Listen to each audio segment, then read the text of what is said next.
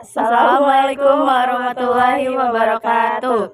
Kami dari kelompok 4 ingin menjelaskan materi tentang pemanfaatan peta untuk jaringan transportasi. Tapi sebelum itu, kita kenalan dulu yuk sama anggotanya.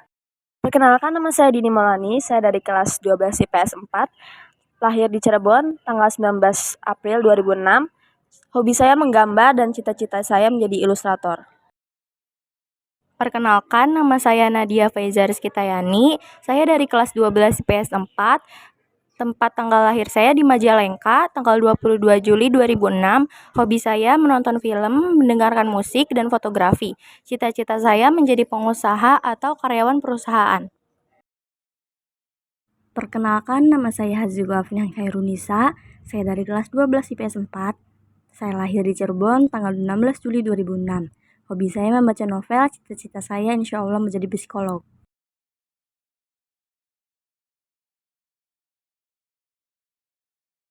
Kompetensi dasar 3.3 menganalisis jaringan transportasi dan tata guna lahan dengan peta dan atau citra penginderaan jauh serta sistem informasi geografis kaitannya dengan pengembangan potensi wilayah dan kesehatan lingkungan. Tujuan pembelajaran. Setelah kegiatan pembelajaran ini, diharapkan kalian mampu memahami konsep dan perencanaan transportasi dengan baik. Ada rekayasa lalu lintas yang diberlakukan tentu dampaknya macet dan juga pengalihan ya. Ada beberapa teman kita Transmedia juga terjebak di jalan harus diturunkan di tengah jalan karena harus memberikan pengalihan lalu lintas. Kita langsung tanyakan ke rekan kita aja di lapangan ya, Mevri. Sudah ada Putri produser Demas. lapangan CNN Indonesia, Demas yang sudah berada di kawasan Jakarta Selatan. Demas, di mana Anda saat ini berada dan apa yang terjadi di sana? Kemacetan seperti apa? Dan dampaknya bagi transportasi publik termasuk Transjakarta seperti apa? Seperti yang Anda katakan tadi, ya selamat pagi Heranov dan Mayfrey. Pagi hari ini memang menjadi perhatian bagi warga Jakarta terutama yang akan melakukan perjalanan ini menuju ke kantor untuk bekerja ataupun menuju ke sekolah begitu ya yang menempuh pendidikan karena pagi hari ini ada sejumlah kemacetan yang walaupun sebenarnya di kota Jakarta ini kita sudah terbiasa dengan kemacetan tetapi hari ini ada yang berbeda Mayfrey dan Heranov karena kita melihat ada kebijakan yang dikeluarkan oleh Polda Metro Jaya untuk adanya pengalihan arus lalu lintas yang dilakukan di sejumlah wilayah karena adanya KTT ASEAN sehingga ada sejumlah jalur lalu lintas yang kemudian ditutup dan kita akan melihat langsung ini ada juru foto Evan Askan yang akan menunjukkan langsung kepada Anda bagaimana kondisi lalu lintas terkini. Saat ini posisi saya melaporkan adalah di jembatan penyeberangan Tegal Parang yang juga digunakan oleh warga Jakarta untuk mengakses bus Transjakarta khususnya di halte Tegal Parang. Dan yang Anda lihat saat ini di layar kaca adalah kondisi lalu lintas terkini di Jalan Gatot Subroto yang menuju ke arah Kuningan atau ke arah Rasuna Said. Dan kalau kita lihat Mevi dan juga Heranov memang di kedua lajur baik yang menuju ke arah barat maupun menuju ke arah timur ini macet padat begitu ya Mevi dan juga Heranov. Dan tadi juga ada sejumlah kesaksian dari warga yang melintas, saya juga sempat berbincang sebentar bahwa mereka mengeluhkan ada sejumlah warga yang bahkan mereka menggunakan transportasi umum seperti bus Transjakarta misalnya mereka terpaksa harus turun tidak di halte tempat tujuan yang mereka biasa lakukan tetapi harus turun di tengah jalan begitu Mevi dan juga Heranov karena mereka harus mengejar sebelum terlambat untuk sampai ke kantor begitu Mevi. Dan kalau kita melihat memang pengalihan arus lalu lintas yang dilakukan oleh Polda Metro Jaya ini juga sudah disampaikan oleh Dirlantas Polda Metro Jaya Kombes Latif Usman. Ini ada 3 ruas jalan di Jakarta yang diberlakukan pengalihan arus lalu lintas. Seperti mulai dari Jalan MH Tamrin sampai Jalan Jenderal Sudirman. Ini dari Bundaran Patung Kuda sampai dengan Bundaran Senayan. Kemudian sepanjang Jalan Rasuna Said dari Cokro sampai Kuningan. Ini yang Anda lihat saat ini di layar kaca. Ini adalah kondisi terkini Rasuna Said. Kemudian juga satu lagi adalah di Jalan Gatot Subroto. Ini juga yang Anda lihat juga di layar kaca. Ini adalah sepanjang Jalan Imam Bonjol sampai Bundaran Hotel Indonesia. Dan Mevi dan Heranov kalau kita melihat mengapa kemudian jalur lalu lintas yang ditutup ini sepertinya hanya 3 ya. Tetapi menimbulkan kemacetan yang luar biasa. Karena kalau kita melihat di jalur-jalur ini memang ini kalau kita lihat secara tata kota begitu ya, ini adalah memang di jalur ini tersebar sejumlah perkantoran, kemudian juga ada berbagai lembaga pemerintahan juga ada di sana sehingga memang ini adalah jalur yang biasanya saja setiap harinya memang sibuk. tanpa ada pengalihan lalu lintas. Sehingga kalau ada pengalihan arus lalu lintas tentu saja ada dampak yang lebih lagi ditambahkan. Apalagi kalau biasanya di hari-hari seperti biasanya arus lalu lintas terutama yang menuju ke pusat kota Jakarta, yaitu yang menuju ke arah barat, menuju ke Rasuna Said, ini biasanya jauh lebih macet ketimbang ke arah yang sebaliknya karena ini terkait dengan jam-jam berangkat kerja seperti mulai pukul 7 sampai 10 pagi yang telah diberlakukan juga jamnya untuk pengalihan arus lalu lintas ini. Tetapi dengan adanya pengalihan arus lalu lintas ini menimbulkan kemacetan yang lebih lagi karena ada kemacetan lalu lintas yang terjadi tidak hanya yang Anda lihat di layar kaca juga, Mevri dan Heranov, tetapi juga di sejumlah arus lalu lintas yang diberlakukan sebagai jalur alternatif.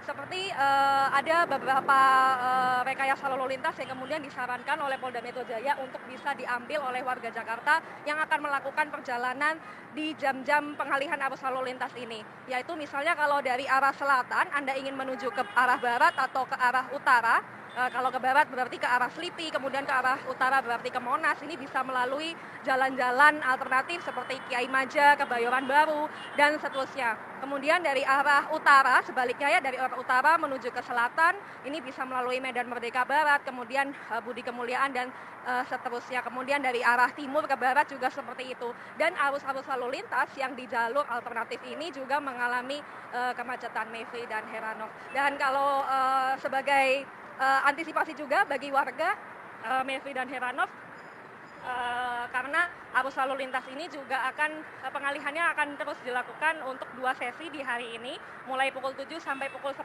pagi, artinya 10 menit lagi seharusnya pengalihan lalu lintas ini sudah berakhir, tapi masih akan dilanjutkan nanti sore pukul 4 sore sampai pukul 10 malam. Dan ini juga ada di jam-jam sibuk pulang bekerja, sehingga ini bisa menjadi perhatian bagi warga Jakarta untuk bisa mengambil arus lalu lintas yang lainnya.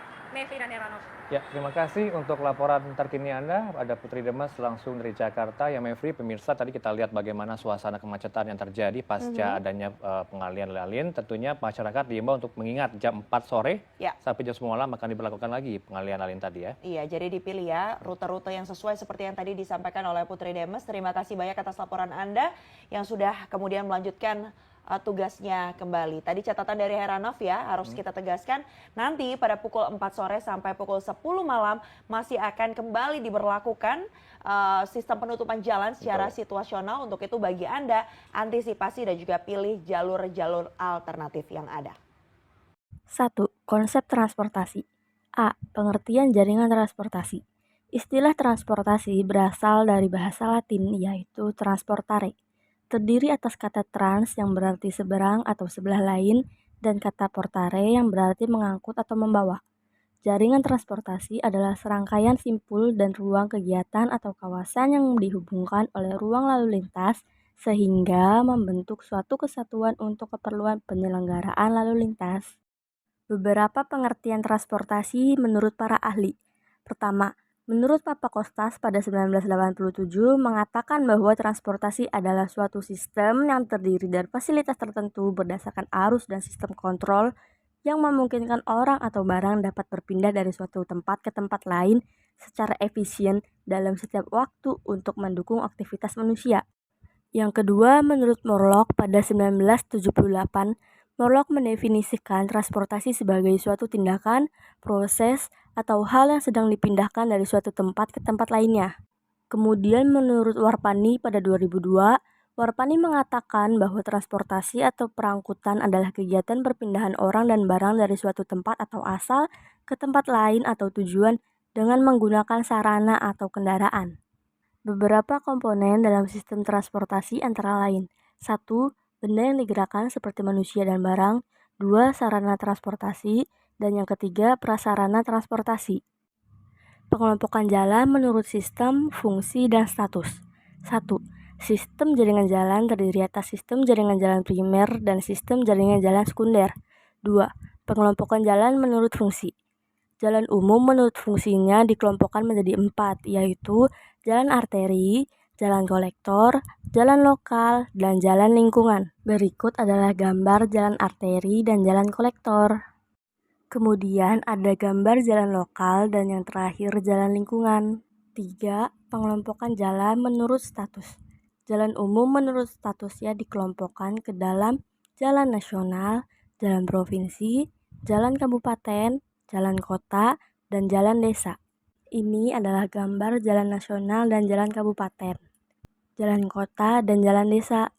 Kemudian yang terakhir adalah jalan provinsi. C. Parameter utama dalam penentuan jaringan transportasi. Ada dua faktor yang menjadi parameter utama dalam penentuan jaringan transportasi, yaitu 1. Aksesibilitas.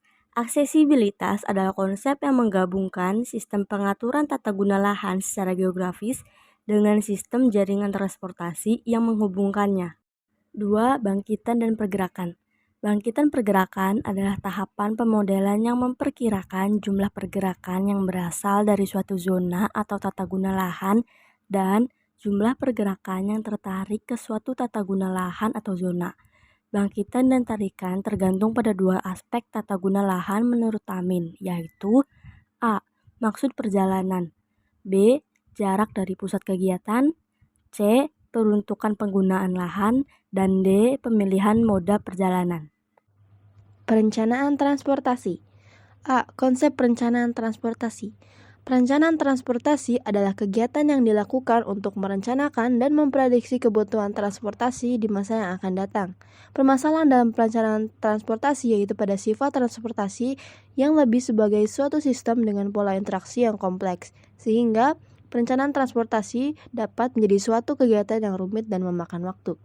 Data yang dibutuhkan dalam perencanaan transportasi meliputi data kependudukan atau demografi, penggunaan lahan, kondisi ekonomi, dan data kebutuhan perjalanan atau demand travel. Data ini digunakan untuk analisis pola mobilitas penduduk. Terdapat beberapa konsep perencanaan transportasi yang telah berkembang sampai saat ini.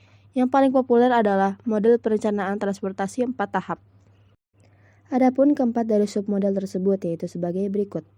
A. Pemodelan bangkitan dan tarikan pergerakan atau trip generation and trip attraction. Tahap bangkitan dan tarikan pergerakan bertujuan untuk memperkirakan jumlah pergerakan yang dilakukan pada setiap tempat asal ke tempat tujuan. Data atau informasi yang digunakan dalam penentu bangkitan dan tarikan pergerakan yaitu penggunaan lahan, penduduk, dan kondisi sosial ekonomi. B. Pemodelan sebaran atau distribusi pergerakan. Tahap distribusi pergerakan merupakan interaksi antar penggunaan lahan, angka transportasi, dan arus lalu lintas. Pola distribusi arus lalu lintas antara tempat asal ke tempat tujuan. Di dalam pemodelan distribusi pergerakan dikenal dengan istilah interaksi spasial. Interaksi spasial dalam geografi adalah arus manusia, barang, uang, atau informasi. Interaksi ini dikarenakan adanya perbedaan potensi wilayah. C. Pemodelan pemilihan moda atau model speed. Pemilihan moda merupakan bagian terpenting dalam perencanaan transportasi karena dilakukannya pemilihan jenis angkutan umum. Adapun faktor-faktor yang memengaruhi pemilihan moda antara lain sebagai berikut. 1. Kepemilikan kendaraan pribadi. 2. Pendapatan. 3. Jarak perjalanan. D. Model pemberian rute perjalanan atau traffic assessment. Dalam proses pemodelan pemilihan rute, data yang digunakan antara lain permintaan angkutan jalan dan jaringan jalan. Faktor yang menjadi pertimbangan dalam pemilihan rute pergerakan yaitu waktu tempuh, jarak, biaya, dan lain-lain. Tujuan perencanaan transportasi. Perencanaan transportasi ditujukan untuk mengatasi masalah transportasi yang sedang terjadi atau kemungkinan terjadi di masa mendatang. Tujuan perencanaan transportasi adalah untuk mencari penyelesaian masalah transportasi dengan cara yang paling tepat dengan menggunakan sumber data yang ada. Salah satu permasalahan yang paling umum terkait transportasi adalah kemacetan. Kemacetan merupakan permasalahan yang umum yang terjadi dan banyak terjadi di kota-kota besar yang mengakibatkan kota menjadi tidak efisien. Kemacetan lalu lintas bisa disebabkan oleh beberapa aspek, yaitu 1. Tipe lingkungan jalan atau penggunaan lahan sisi jalan, 2. Tipe pelayanan jalan, 3. Volume lalu lintas, 4. Kapasitas jalan, 5. Hambatan samping. Hal-hal yang perlu dipertimbangkan dalam perencanaan transportasi. Yang pertama, sarana yang telah ada didaya gunakan secara optimum dan ditujukan guna merancang dan membangun berbagai sarana baru. Yang kedua, perangkutan harus memberikan keuntungan maksimum kepada masyarakat dengan meminimumkan penggunaan waktu dan biaya. Yang ketiga, pada saat yang sama, harus diperhitungkan pula peningkatan tuntutan akan perkembangan kota atau tata-tata guna lahan serta perluasan wilayah perkotaan. Tahapan proses perencanaan. Tahapan proses perencanaan perangkutan meliputi 1. Pendataan kondisi yang ada, 2. Kebijaksanaan pemerintah untuk masa yang akan datang, ketiga, perkiraan perkembangan wilayah kota, yang keempat, perkiraan lalu lintas di masa yang akan datang. Penginderaan jauh untuk kajian transportasi. Peran penginderaan jauh dalam kajian transportasi yaitu untuk penyediaan data penggunaan lahan, pengumpulan data sosial ekonomi, dan inventarisasi jaringan transportasi. A. Penyediaan data penggunaan lahan perencanaan transportasi memerlukan data penggunaan lahan untuk menentukan pola pergerakan, volume, distribusi sarana angkutan, dan tingkat aksesibilitas sistem transportasi. Kemudian, data lokasi tempat tinggal penduduk atau pemukiman dan lokasi beraktivitas penduduk seperti bekerja, sekolah, dan rekreasi merupakan faktor yang sangat berpengaruh dalam pergerakan penduduk sehingga data penggunaan lahan sangat penting untuk perencanaan transportasi. B. Pengumpulan data sosial ekonomi dan jumlah penduduk kondisi sosial ekonomi dan karakteristik penduduk pada suatu wilayah mencerminkan pola penggunaan lahan yang berpengaruh terhadap kebutuhan transportasi, misalnya menentukan jumlah bangkitan pergerakan. Informasi mengenai jumlah penduduk pada suatu wilayah merupakan parameter penting dalam perencanaan transportasi. C. Inventarisasi jaringan transportasi atau kondisi jalan. Citra penginderaan jauh resolusi tinggi dapat menampilkan data jaringan jalan, sungai, rel kereta api dengan sangat jelas. Bahkan fungsi jalan dapat dibedakan dari citra seperti jalan tol, jalan arteri, jalan kolektor, dan jalan lokal. Informasi yang detail dan akurat tentang jaringan jalan merupakan dasar untuk manajemen dan perencanaan transportasi. Informasi tersebut dapat digunakan untuk memperbaiki data sistem transportasi yang sudah ada. Terima kasih karena sudah mendengarkan materi yang sudah kami jelaskan. Kurang lebihnya mohon maaf. Wassalamualaikum warahmatullahi wabarakatuh.